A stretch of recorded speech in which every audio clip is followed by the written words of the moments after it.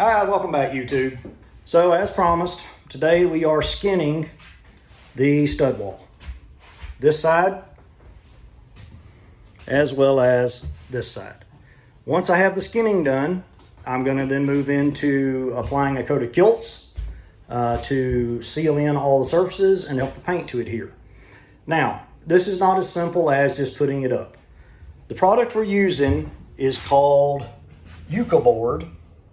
Picked it up at Lowe's, 1/4 or 1/8 inch thick, and then 4x8.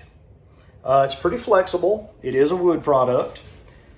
The side that is up right now is a smooth surface, whereas this side, you can probably see, is a textured surface.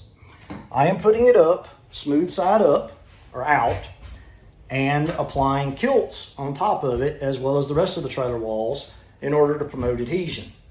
Now, what you see up here at the top edge of the board, I have laid out, this line represents the bottom of the receptacles on the wall behind me. Then these cuts represent the bottom half of the outlets on that wall. The board is not tall enough to cover the outlets completely as I'm putting them up in a horizontal configuration. So what I'll have to do is, once I have these cut out, I'll take the next board, flip it upside down so that they match up, draw them out, mirror image of these, cut them out, and then put that board on the wall. To adhere this, we're using some number 6 by 1 inch sheetrock screws. They were the product that was recommended for this. You can see here 6 by 1 inch, fastened tight, blah, blah, blah, blah, blah. And then I'm also going to use liquid nails as well. I'm going to place this on the studs before I screw the boards to it. So once I have the first one up, I'll bring you back and show you how that went.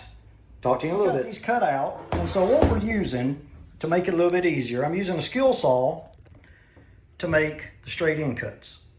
Then I'm taking a drill, drilling a hole in each one of the corners, as you can see right here. And then I'm coming in with a hand coping saw, putting it inside, adjusting the blade so it follows the line, and then cutting them out.